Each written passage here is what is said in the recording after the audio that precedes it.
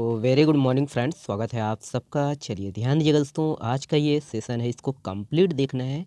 आज हम full revision करेंगे 1 से लेकर 31 जनवरी तक जितने भी इम्पोर्टेंट जो सीजी करंट अफेयर है सबको हम लोग कवर करेंगे।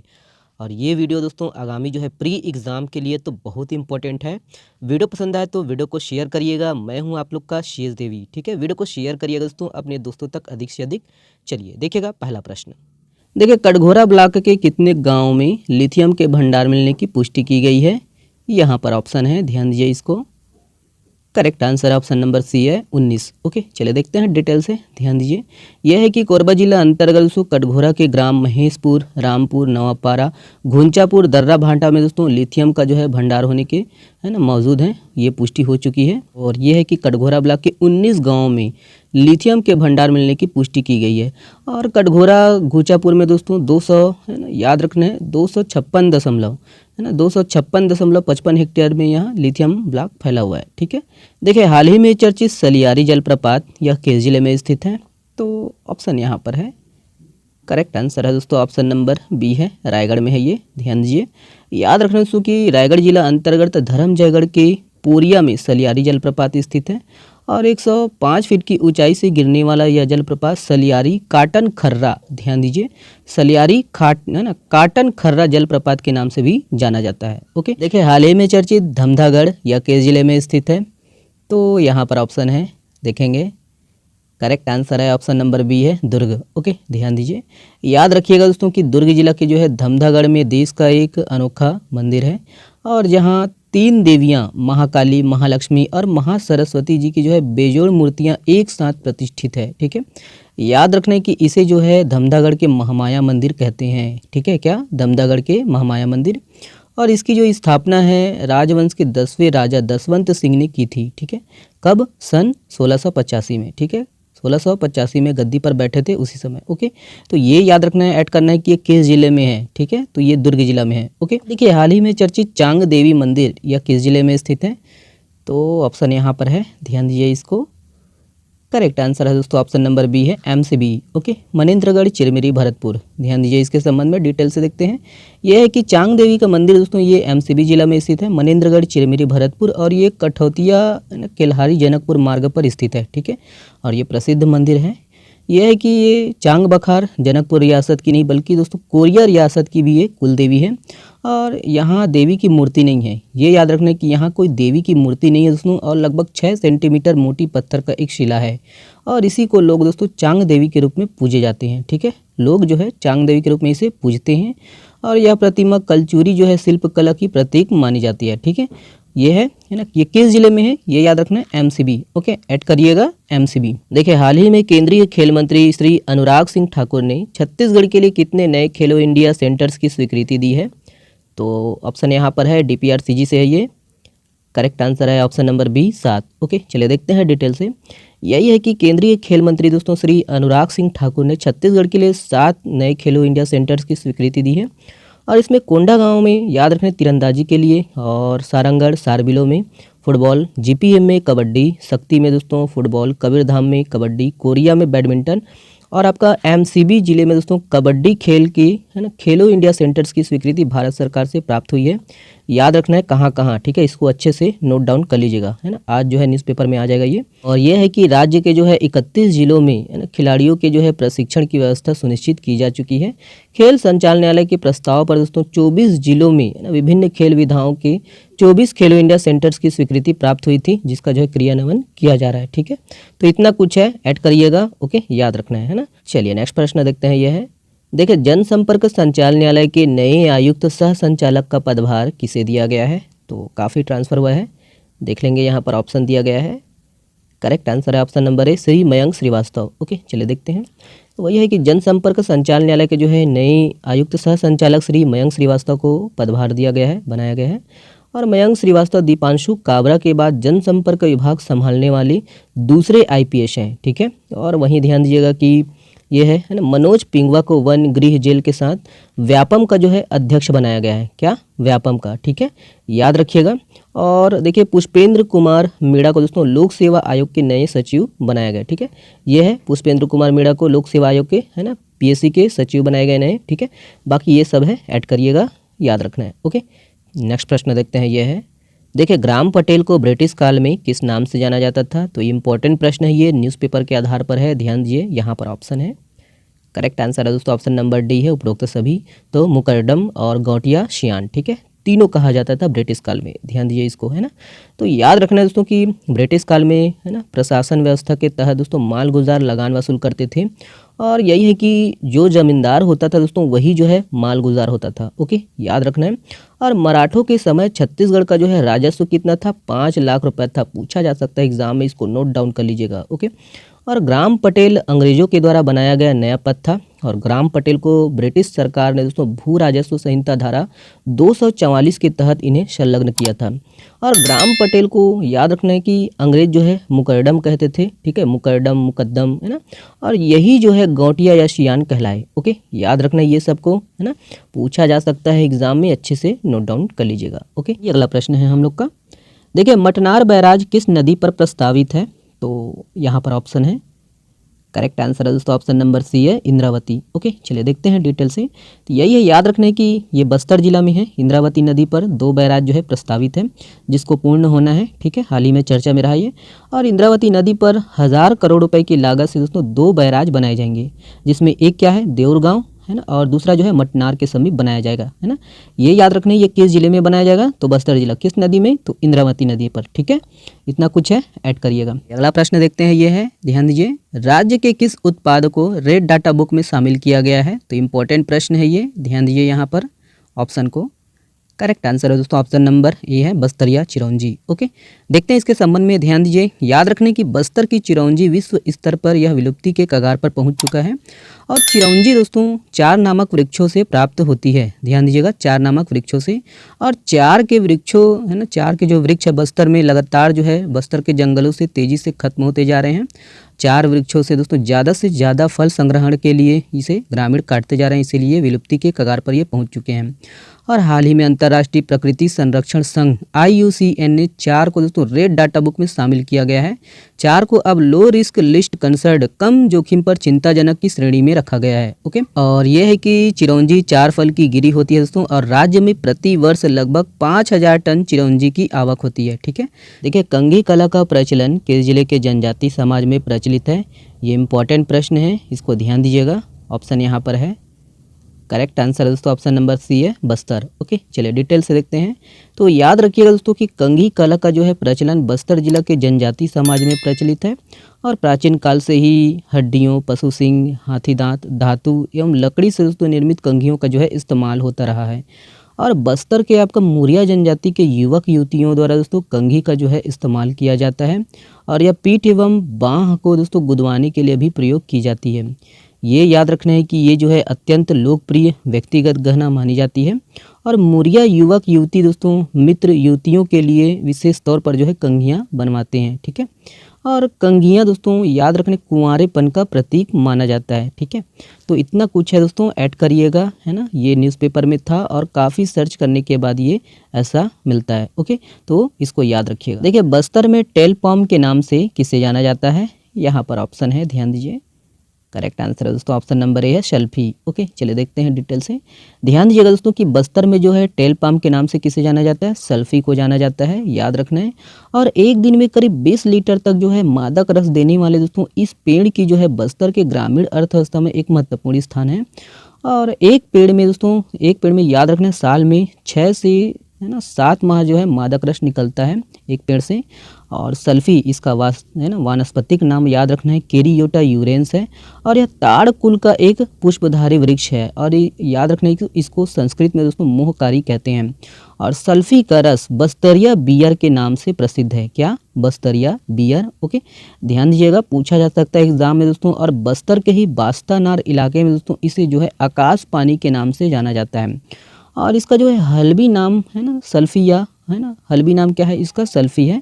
और गोंडी नाम क्या है? गोरगा है। ओके, और इस रस को दोस्तों मिट्टी के जो है पात्र में एकत्रित किया जाता है, और इसका जो रंग है दूध की तरह होता है, और स्वाद जो है मीठा खट्टा होता है।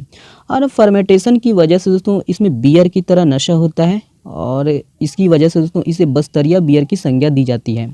ठीक है, और इस पेड़ को दोस्तों बस्तर क्षेत्र में कमाऊ बेटे की संज्ञा भी दी जाती है। ओके, तो इतना कुछ है, ऐड करिएगा। अब चर्चा में क्यों है दोस्तों, ध्यान दीजिएगा। तो यही है कि बस्तर में दोस्तों सल्फी के जो पेड़ हैं वो मरने के कारण ग्रामीणों द्वारा दोस्तों छिंद जो है ना, छिंद पेड़ के पौधों से दोस्तों ये छिंद रस निकालकर सल्फी की तरह उपयोग किया जा रहा है। ओके, ध्यान दीजिएगा कि ग्रामीणों द्वारा अब है ना 12 महीने रस निकाला जा रहा है। छिंद रस विक्रय कर दोस्तों एक सीजन में करीब 60 से 70 हज़ार रुपये तक कमा लेते हैं ग्रामीणों द्वारा। ये याद रखना है, ऐड करना है ये सबको। ओके, देखिए हाल ही में चर्चित केसला पाठ या किस जिले में स्थित है, तो ऑप्शन को यहाँ पर हम देखेंगे। करेक्ट आंसर बी है, जसपुर में है। ओके, ध्यान दीजिएगा, देखते हैं डिटेल से। याद रखिएगा दोस्तों कि केसला पाठ ये पहाड़ जो है जसपुर जिला में स्थित है और यहाँ 26 जनवरी को 3 दिवसीय मेला का आयोजन किया जाता है। ये जो है ना तमता मुख्य मार्ग पर करीब 400 फीट जो है पहाड़ की ऊंचाई में ये केसला पाठ स्थित है। और ये ऐड करना है कि पहाड़ के जो है ऊपर एक कुंड बना हुआ है और इस कुंड में दोस्तों 12 महीने जो है पानी भरा रहता है।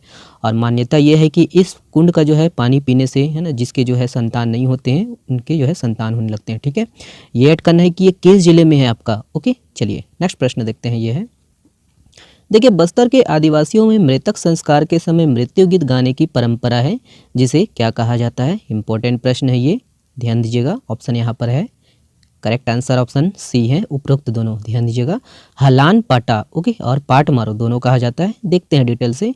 ध्यान दीजिएगा दोस्तों कि बस्तर के जो है आदिवासियों में मृतक संस्कार के समय दोस्तों मृत्यु गीत गाने की परंपरा है, जिसे हलान पाटा या पाट मारो कहा जाता है। ऐड करना है कि ये जो गीत है महिला द्वारा गाई जाती है दोस्तों और गाते समय जो है सहायिका का सहयोग लिया जाता है। और यह है कि उनके गीत में दोस्तों रोज़मर्रा की परेशानियों का जिक्र होता है और मेहमानों की जो है आवाभगत में हो रही जो है दिक्कतों का भी चर्चा इसमें होता है।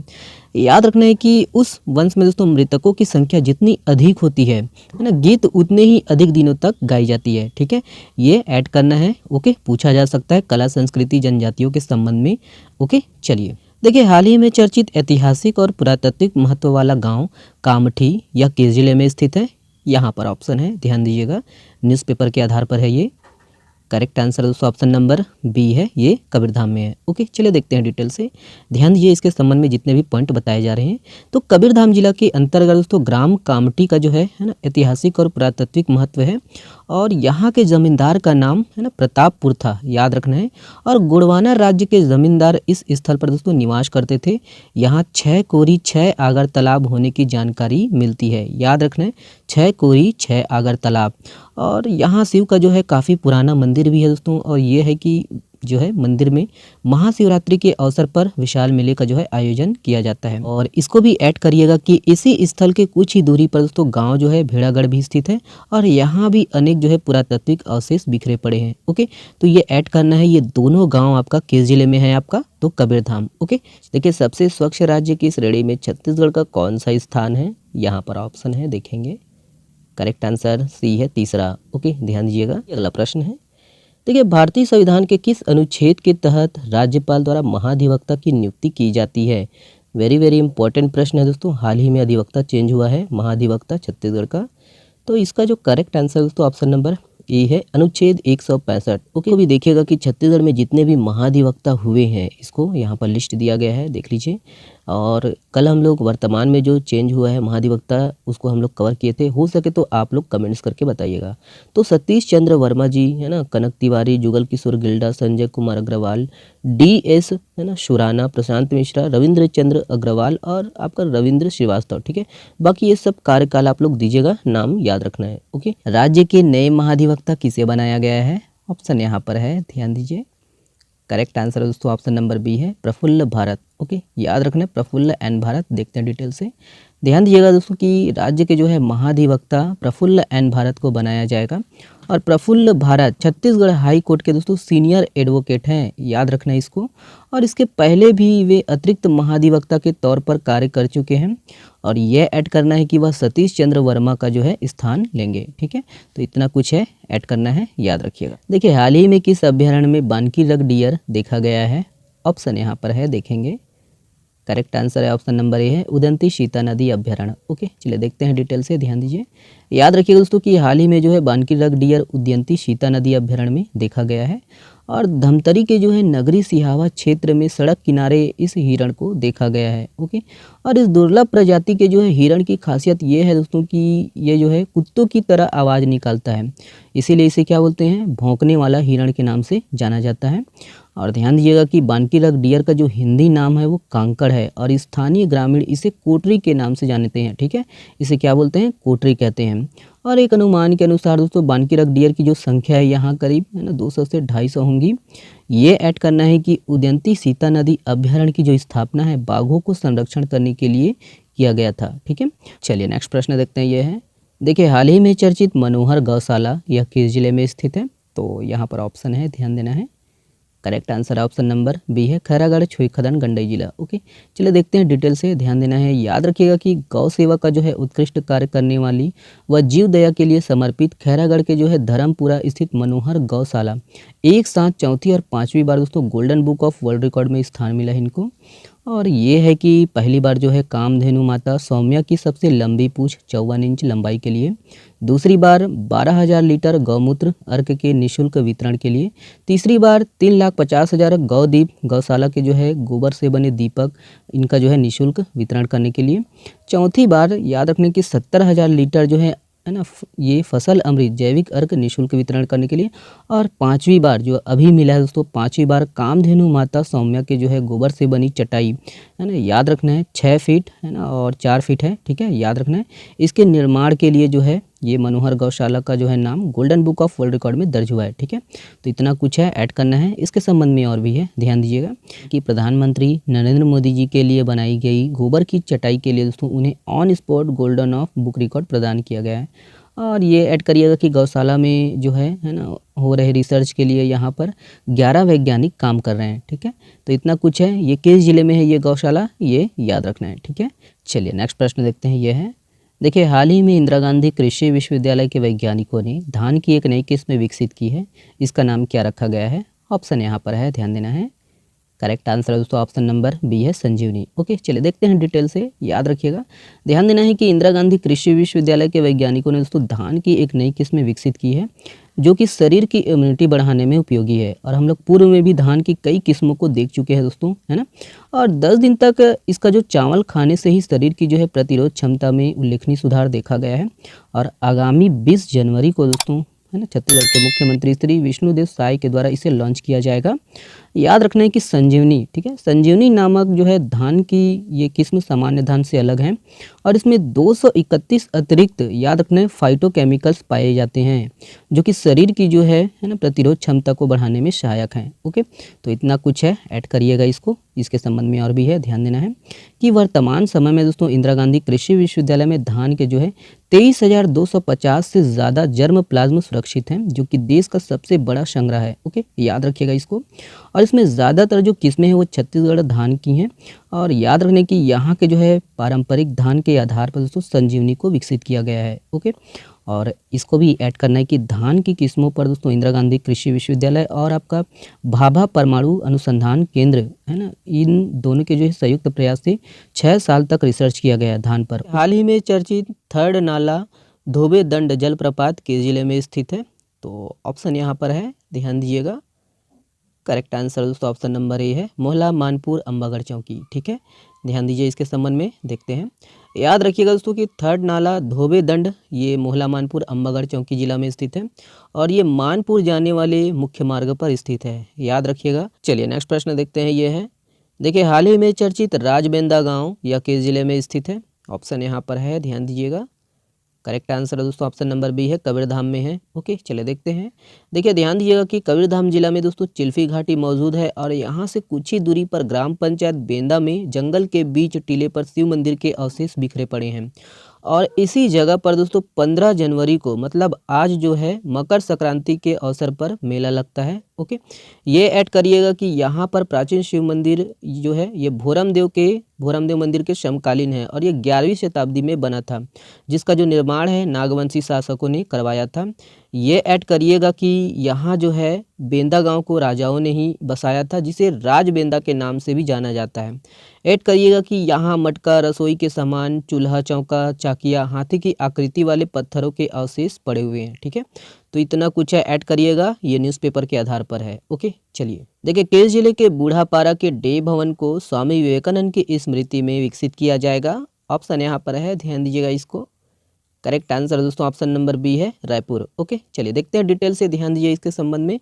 देखिए कि रायपुर बूढ़ापारा के डे भवन को दोस्तों स्वामी विवेकानंद जी की स्मृति में विकसित किया जाएगा। और स्वामी विवेकानंद जी 14 वर्ष की उम्र में दोस्तों पिताजी विश्वनाथ के साथ 1877 में रायपुर आए थे और यहाँ उन्होंने 2 साल से ज़्यादा का समय व्यतीत किया है दोस्तों। याद रखने के इस दौरान वो बूढ़ापारा के डे भवन में रहते थे और बूढ़ा तालाब में स्नान करते थे। ये ऐड करिएगा कि स्वामी जी बचपन में दोस्तों डे भवन के पास बने बूढ़ा तालाब में गोता भी लगाते थे। और इस झील में याद रखने की स्वामी विवेकानंद जी की 37 फीट ऊंची प्रतिमा बनी हुई है, जिनका नाम जो है मूर्तियों का सबसे बड़ा नमूना होने के कारण लिम्का बुक में दर्ज किया गया है।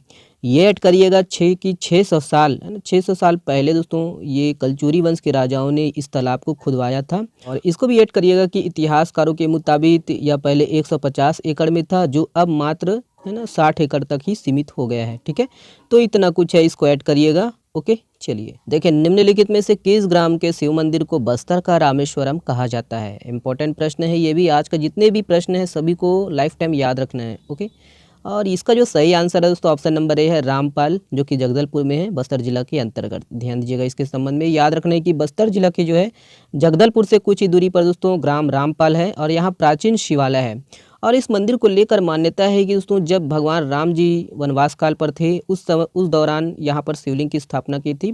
और इस मंदिर को बस्तर का रामेश्वरम भी कहा जाता है। ऐड करना है ये दोस्तों कि मंदिर का जो शिवलिंग है ये 30 फीट ऊंचा है और बाहर 5 फीट का हिस्सा दिखता है। ठीक है, बाकी जो है जमीन में है। ठीक है, और ये ऐड करिएगा कि रामपाल का जो शिवलिंग है, शिव मंदिर है दोस्तों, ये राम वनगमन पथ में शामिल है।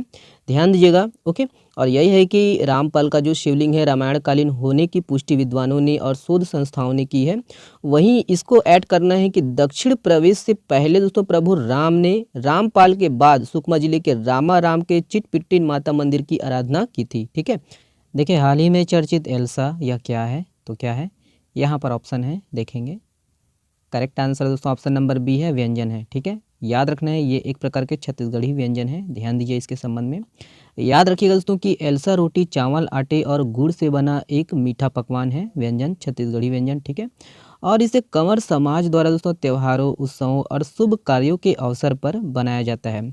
ये ऐड करिएगा कि हाल ही में दोस्तों कंवर समुदाय के लोगों द्वारा छत्तीसगढ़ी व्यंजन एल्सा, इसे अनरसा भी बोलते हैं, याद रखना है, इनकी रोटी से तुला दान कर मुख्यमंत्री श्री विष्णुदेव साय का जो है भव्य स्वागत किया गया। ठीक है, तो ये ऐड करना है। ठीक है, ये छत्तीसगढ़ी व्यंजन किससे किससे बनता है, क्या होता है, इसका स्वाद कैसा रहता है? ठीक है, पूछा जा सकता है एग्जाम में। ओके, ये वाला प्रश्न देखिए, राज्य के कितने स्टेशनों को अमृत भारत स्टेशन योजना के तहत विकसित किया जाएगा? यहाँ पर ऑप्शन है, देखेंगे। करेक्ट आंसर दोस्तों ऑप्शन नंबर सी है, 7। ओके, देखते हैं।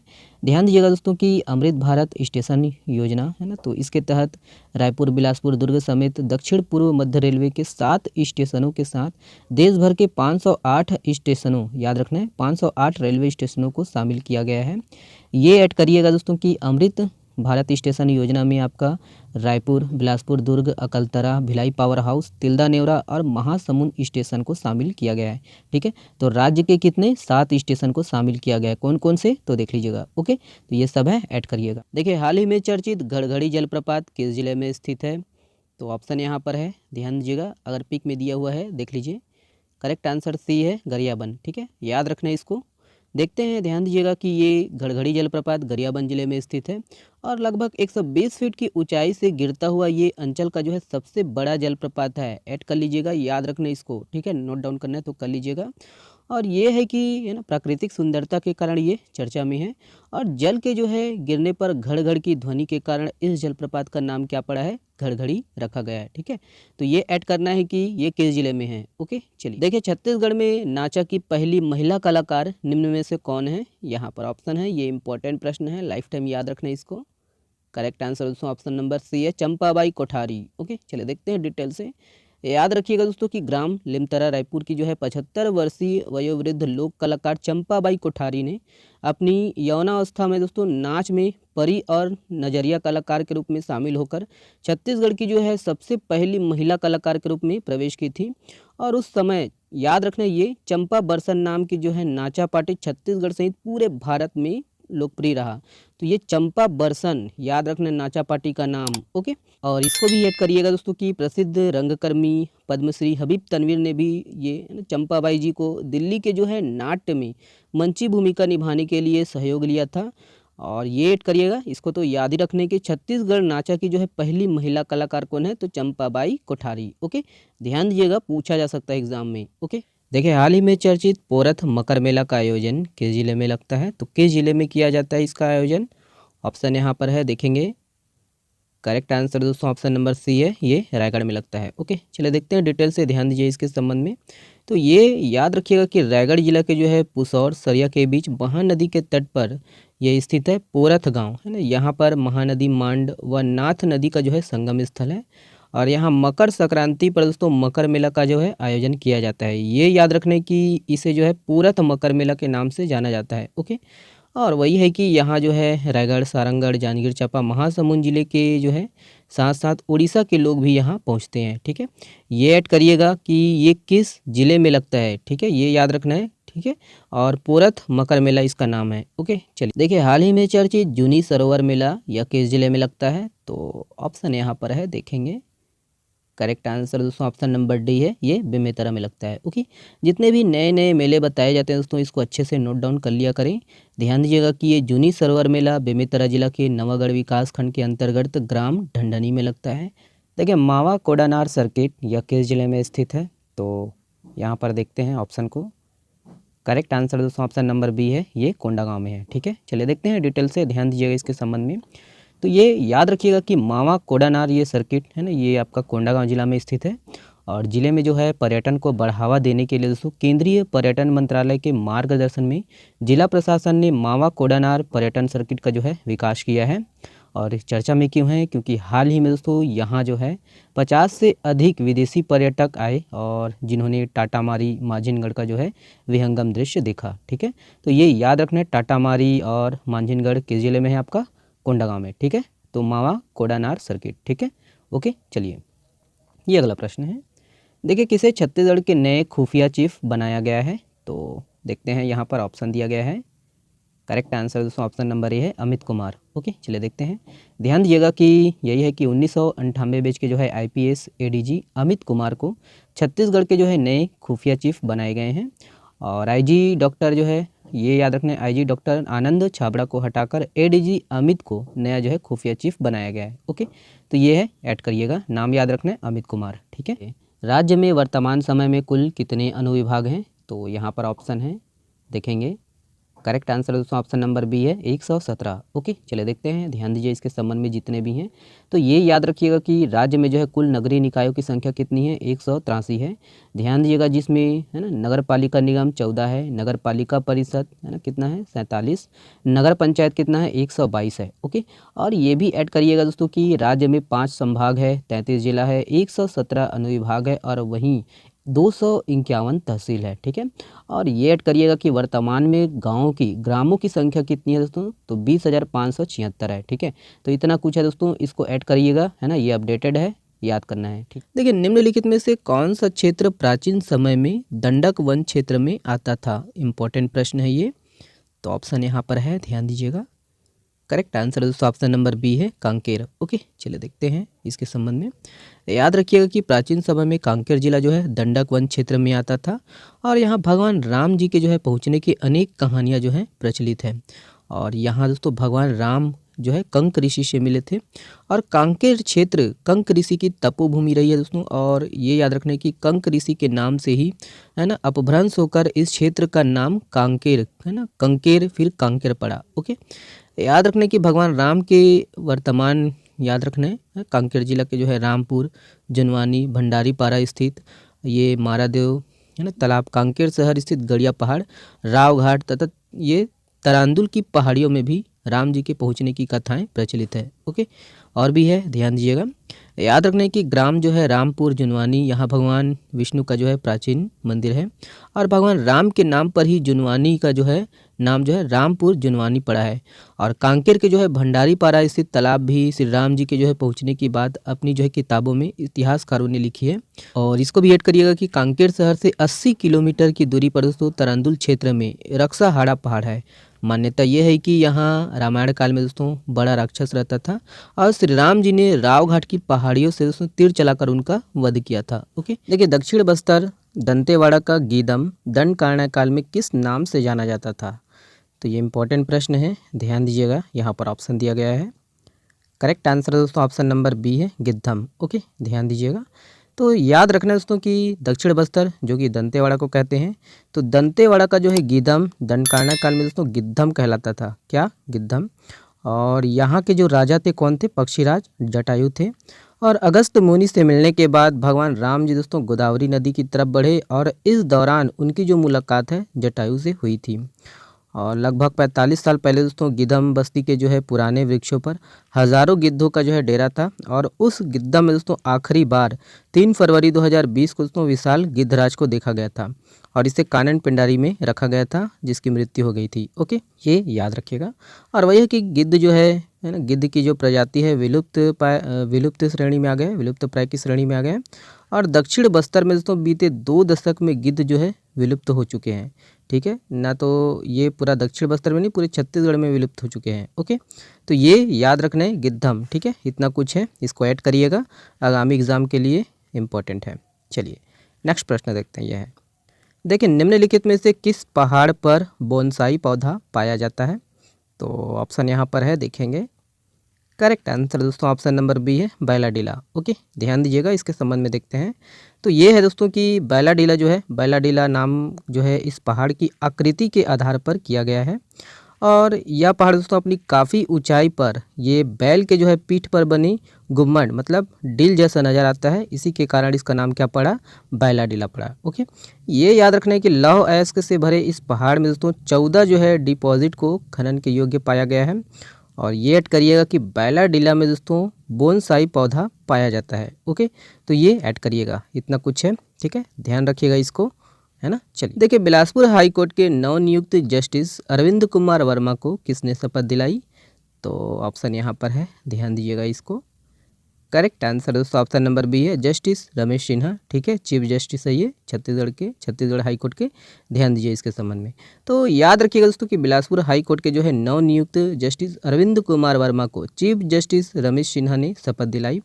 और ये है कि उनकी नियुक्ति के साथ ही दोस्तों छत्तीसगढ़ हाई कोर्ट में जजों की संख्या कितनी हो गई है? 16 हो गई है। और ये ऐड करना है कि छत्तीसगढ़ हाई कोर्ट में दोस्तों जजों की जो संख्या है 22 स्वीकृत है, लेकिन यहाँ 22 जजों की जो है बैठने की व्यवस्था नहीं है। ठीक है, कुल पद कितने हैं? तो 22। ठीक है, अभी वर्तमान में कितने हो गई हैं? 16। ओके, तो ये इसको ऐड करिएगा। ओके, चलिए देखिए, छत्तीसगढ़ राज्य अल्पसंख्यक आयोग के चेयरमैन निम्नलिखित में से कौन है? तो ऑप्शन यहाँ पर है, ध्यान दीजिए। करेक्ट आंसर दोस्तों ए है महेंद्र छाबड़ा। ओके, तो ध्यान दीजिएगा कि छत्तीसगढ़ राज्य अल्पसंख्यक आयोग के चेयरमैन महेंद्र छाबड़ा है। और यही है कि उनकी जो है हाई कोर्ट ने उनकी याचिका पर सुनवाई के बाद राज्य शासन के फैसले पर रोक लगा दी है और राज्य शासन दोस्तों उन्हें पद से हटाने का आदेश जारी किया था। ठीक है, इसलिए चर्चा में है, तो ये ऐड करिएगा इसको, महेंद्र छाबड़ा। ओके, चलिए ये अगला प्रश्न है। देखिए, निम्नलिखित में से कौन सा कलाकार घुनघची नृत्य से जुड़ी हुई है? तो ये है ना लोक संस्कृति से जुड़ा हुआ है, इंपॉर्टेंट प्रश्न। घुनघची कलाकार, तो देखते हैं। करेक्ट आंसर दोस्तों ऑप्शन नंबर ए है पद्मावती। ओके, चलिए देखते हैं डिटेल से।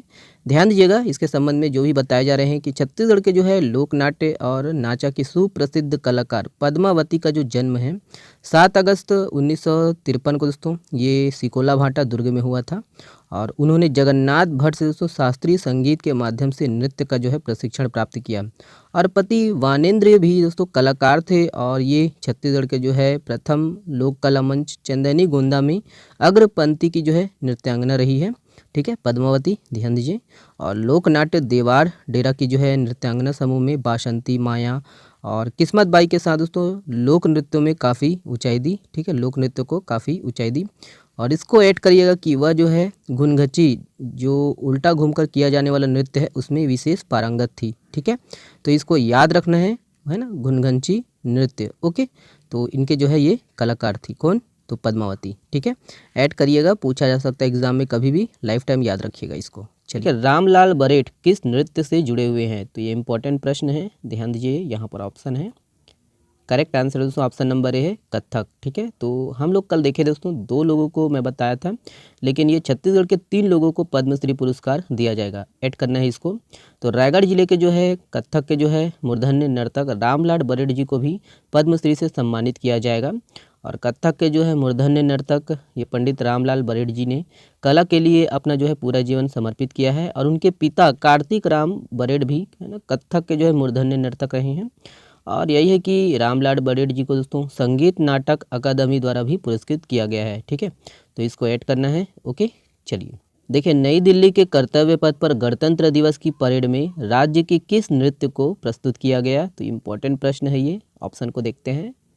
करेक्ट आंसर दोस्तों ऑप्शन नंबर सी है परब नृत्य। ठीक है, चलिए देखते हैं डिटेल से। ध्यान दीजिएगा दोस्तों कि नई दिल्ली के कर्तव्य पथ पर गणतंत्र दिवस की परेड में छत्तीसगढ़ की झांकी बस्तर की आदिम जनसंसद मुरिया दरबार को प्रस्तुत किया गया था। और यह है कि छत्तीसगढ़ की झांकी भारत सरकार की जो है थीम भारत लोकतंत्र की जननी पर आधारित थी। और यह झांकी जनजातीय समाज में दोस्तों आदिकाल से जो है उपस्थित लोकतांत्रिक चेतना और परंपराओं को दर्शाती है, जो आज़ादी के जो है 75 साल बाद भी है ना बस्तर जो है संभाग में ये जीवंत और प्रचलित है। ठीक है, याद रखिएगा। और ये है कि इस झांकी में केंद्रीय जो विषय है आदिम जनसंसद के अंतर्गत जगदलपुर के जो है मुरिया दरबार और कोंडागांव जिले के जो है बड़े डोंगर में स्थित लिमाऊ राजा को दर्शाया गया था। ये याद रखने कि इस झांकी के जो है प्रदर्शन के दौरान कर्तव्य पथ पर छत्तीसगढ़ के लोक कलाकारों ने परब नृत्य भी प्रस्तुत किया। ओके, तो ये परब नृत्य के संबंध में पूछा जा सकता है एग्जाम में, ध्यान दीजिएगा। तो परब नृत्य दोस्तों बस्तर अंचल में धुरवा जनजाति के द्वारा किया जाने वाला ये प्रसिद्ध लोकप्रिय है ना ये प्रसिद्ध नृत्य है। और इसमें महिला एवं पुरुष दोनों भाग लेते हैं। ध्यान दीजिएगा कि ये एक प्रकार के जो है क्या है सैन्य नृत्य है। और इस नृत्य में बांसुरी, अलगोजा, ढोल वाद्य यंत्रों का जो है प्रयोग होता है। और इसमें नर्तक जो है श्वेत लहंगा, याद रखना है लहंगा, सलूका व सिर में जो है पगड़ी व मोर पंख लगाते हैं। और इस नृत्य में दोस्तों इसमें भी जो है विशेष करतब है ना करतब करते हैं। इसमें पिरामिड बनाना, कंधे पर जो है चढ़कर नृत्य करना शामिल है। ठीक है, तो ये सब है, ऐड करिएगा इसे। देखिए, देश के संविधान को हिंदी में अनुवाद करने में किस जिले के स्वतंत्रता संग्राम सेनानी घनश्याम सिंह गुप्त ने महत्वपूर्ण भूमिका निभाई है, तो ऑप्शन को देखते हैं दोस्तों कौन से जिले से संबंधित है। तो करेक्ट आंसर है दोस्तों ऑप्शन नंबर डी दुर्ग जिला। ठीक है, ध्यान दीजिएगा, ये याद रखना दोस्तों कि देश के संविधान को हिंदी में अनुवाद करने में दुर्ग जिला के स्वतंत्रता संग्राम सेनानी घनश्याम सिंह गुप्त ने महत्वपूर्ण भूमिका निभाई है। ध्यान दीजिएगा किस जिले से है घनश्याम सिंह गुप्त जी, दुर्ग जिला से। ओके, और वे संविधान के दोस्तों हिंदी अनुवाद के लिए बनाई गई समिति के क्या थे, अध्यक्ष थे। ध्यान दीजिएगा कि संविधान की प्रस्तावना के दोस्तों ध्येय वाक्य हम भारत के लोग भी उन्होंने दिया है। ओके, ध्यान दीजिएगा, ये सब पूछा जा सकता है एग्जाम में, किसी न किसी एग्जाम में। ओके, और ये याद रखना दोस्तों कि वे ब्रिटिश काल में सीपी एंड बरार स्टेट विधानसभा के लगातार 14 साल तक वे अध्यक्ष रहे हैं। ओके, तो ये सब है दोस्तों, इसको ऐड करिएगा, पूछा जा सकता है एग्जाम में। ओके, चलिए अगला प्रश्न देखते हैं, ये वाला। ओके, ये वाला प्रश्न देखिए। देखिए, प्रदेश का पहला आयुर्वेद विश्वविद्यालय किस जिले में खोला जाएगा, तो यहाँ पर ऑप्शन है दोस्तों, देखते हैं। करेक्ट आंसर है option number C Raipur. Okay, चलिए देखिए, किस जिले के पुलिस द्वारा नशे के विरुद्ध नया सवेरा अभियान चलाया जा रहा है, तो ऑप्शन को देखते हैं। करेक्ट आंसर है दोस्तों ऑप्शन नंबर सी है गरियाबंद पुलिस के द्वारा। ओके, तो ये है, ध्यान दीजिएगा, याद रखिएगा दोस्तों कि गरियाबंद पुलिस में है ना नशे के विरुद्ध गरियाबंद पुलिस के द्वारा नया सवेरा अभियान चलाया जा रहा है। और नशा मुक्ति के लिए पुलिस ने कुल 22 ग्रामों में ग्राम रक्षा समिति का भी गठन किया है। और इस योजना का जो शुभारंभ है 21 दिसंबर 2023 को पुलिस अधीक्षक गरियाबंद ने किया है ना। उसी तरह आपको याद रखना है निजात अभियान को, ये भी आपका नशे के विरुद्ध चलाया जाने वाला अभियान है, निजात अभियान। ठीक है, ध्यान दीजिएगा। ओके, और ये वाला नया सवेरा अभियान ये गरियाबंद पुलिस के द्वारा, ठीक है, गरियाबंद जिले में। देखिए, किस कंपनी के ट्रांसलेटर में 2 और भारतीय भाषाओं छत्तीसगढ़ी तथा मणिपुरी को भी शामिल किया गया है, तो ऑप्शन यहाँ पर है, ध्यान दीजिएगा। करेक्ट आंसर है दोस्तों ऑप्शन नंबर बी है माइक्रोसॉफ्ट। ओके, ध्यान दीजिए, तो मैंने भी इसका यूज़ करके देखा दोस्तों, बहुत अच्छा है ना। प्ले स्टोर में इसका ऐप उपलब्ध है ना, यूज़ करके देखिएगा। माइक्रोसॉफ्ट इंडिया ने दोस्तों अपने अनुवादक मंच माइक्रोसॉफ्ट ट्रांसलेटर में 2 और भारतीय भाषाओं छत्तीसगढ़ी तथा मणिपुरी को शामिल किया गया है। और इसके साथ ही दोस्तों माइक्रोसॉफ्ट ट्रांसलेटर में अब जो है कुल 20 आधिकारिक भारतीय भाषाओं में अनुवाद करने में मदद करेगा। देखिए रायपुर के आरंग को अब कौन से नगर के नाम से जाना जाएगा, तो यहाँ पर ऑप्शन है, ध्यान दीजिए ऑप्शन को। करेक्ट आंसर है दोस्तों ऑप्शन नंबर बी, मोर ध्वज नगर। ओके, चलिए देखते हैं डिटेल से। ध्यान दीजिएगा कि रायपुर के आरंग को दोस्तों अब जो है राजा मोर ध्वज नगर के नाम से जाना जाएगा। और साथ ही दोस्तों आरंग और आसपास के जो है क्षेत्रों में बिखरे पुरातात्विक अवशेषों को सहेजने के लिए 25 लाख रुपए की लागत से यहाँ पर जो है आरंग में संग्रहालय बनाया जाएगा। और राजा मोर ध्वज महोत्सव को भव्य स्वरूप देने के लिए दोस्तों प्रत्येक वर्ष 5 लाख रुपए की जो है वित्तीय सहायता दिया जाएगा। और इसकी जो घोषणा है हाल ही में संस्कृति मंत्री श्री बृजमोहन अग्रवाल ने मोर ध्वज महोत्सव के समापन के अवसर पर किया है। ठीक है, याद रखना है। और इसको भी ऐड करना है कि राजा मोर ध्वज एक न्यायप्रिय और धर्मपरायण राजा थे, जिन्होंने अपने वचन निभाने के लिए अपने बेटे को आरी से कटवा दिया था। ठीक है, जिसके कारण दोस्तों इस शहर को क्या मिला, आरंग नाम मिला है। ओके, तो ध्यान दीजिएगा आरंग नाम कैसे पड़ा है और ये ठीक है आरंग का जो है नामकरण क्या रखा गया है। ठीक है, तो ये ध्यान दीजिएगा। ठीक है, राजा मोरध्वज नगर। ओके, पूछा जा सकता है एग्जाम में। ओके, देखिए हाल ही में चर्चित हसदेव ताप विद्युत गृह किस जिले में स्थित है, तो किस जिले में है, ऑप्शन यहाँ पर है, ध्यान दीजिएगा दोस्तों। करेक्ट आंसर है ऑप्शन नंबर ए, कोरबा में है। ओके, चलिए देखते हैं डिटेल से चर्चा में क्यों है। ध्यान दीजिएगा दोस्तों कि छत्तीसगढ़ स्टेट पावर कंपनीज ने 210 मेगावाट हसदेव ताप विद्युत गृह कोरबा पश्चिम की 210 मेगावाट इकाई 2 को दोस्तों इस वर्ष का जो है सर्वश्रेष्ठ ताप विद्युत गृह का जो है पुरस्कार प्रदान किया है। और चेयरमैन याद रखना है पी दयानंद ने दोस्तों इस यूनिट को 3 लाख रुपए का जो है पारितोषिक व प्रमाण पत्र प्रदान किया है। उसी प्रकार आपको ये याद रखना है कि डॉक्टर श्यामा प्रसाद मुखर्जी विद्युत संयंत्र किस जिले में है, तो ये कोरबा में है। और अटल बिहारी वाजपेयी विद्युत संयंत्र मड़वा ये किस जिले में है, तो ये आपका जांजगीर चांपा में है। ठीक है, तो तीनों को ऐड करना है ना, कौन सा जो है किस जिले में है। ओके, चलिए ये अगला प्रश्न है।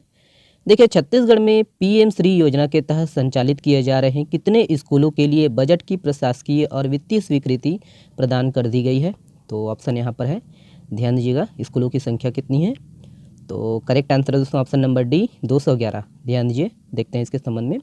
तो ये याद रखना दोस्तों कि छत्तीसगढ़ में जो है पीएम श्री योजना के तहत संचालित किए जा रहे 211 स्कूलों के लिए बजट की जो है प्रशासकीय और वित्तीय स्वीकृति प्रदान कर दी गई है। और पीएम श्री ध्यान दीजिएगा फुल फॉर्म प्रधानमंत्री स्कूल फॉर राइजिंग इंडिया योजना के तहत दोस्तों चयनित स्कूलों को अपग्रेड किया जाएगा, जिसके तहत है ना स्मार्ट क्लास, पुस्तकालय, खेल उपकरण, प्रयोगशाला आदि की जो है सुविधाएं विकसित की जाएगी। और छत्तीसगढ़ में दोस्तों पीएम श्री योजना के तहत 211 स्कूलों का जो है चयन किया गया है। कितना, 211।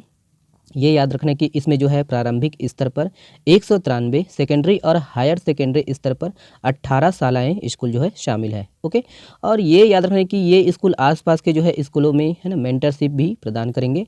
ध्यान दीजिएगा कि छत्तीसगढ़ के जो है स्कूल है ना सचिव, याद रखना है स्कूल शिक्षा सचिव है ना, स्कूल शिक्षा सचिव श्री सिद्धार्थ कोमल परदेसी है। ओके, तो ये इसको ऐड करिएगा। ओके, चलिए देखिए हाल ही में चर्चित श्वेत गंगा यह किस जिले में स्थित है, तो श्वेत गंगा यहाँ पर ऑप्शन है, करेक्ट आंसर है दोस्तों ऑप्शन नंबर बी है, ये मुंगेली जिला में है। ठीक है, ध्यान दीजिए इसके संबंध में।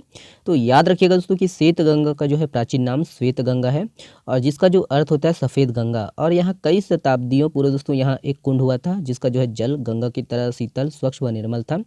और इसे तपस्वी साधुओं ने दोस्तों माँ गंगा के नाम पर श्वेत गंगा कहा। ध्यान दीजिएगा दोस्तों कि यहाँ 10वीं-11वीं शताब्दी में फड़ी नागवंशी राजाओं ने है ना श्री राम जानकी मंदिर व श्वेत गंगा कुंड का जो है निर्माण करवाया था। और यहाँ याद रखिएगा कि माघ पूर्णिमा के अवसर पर माघी पुन्नी मेला का जो है आयोजन किया जाता है।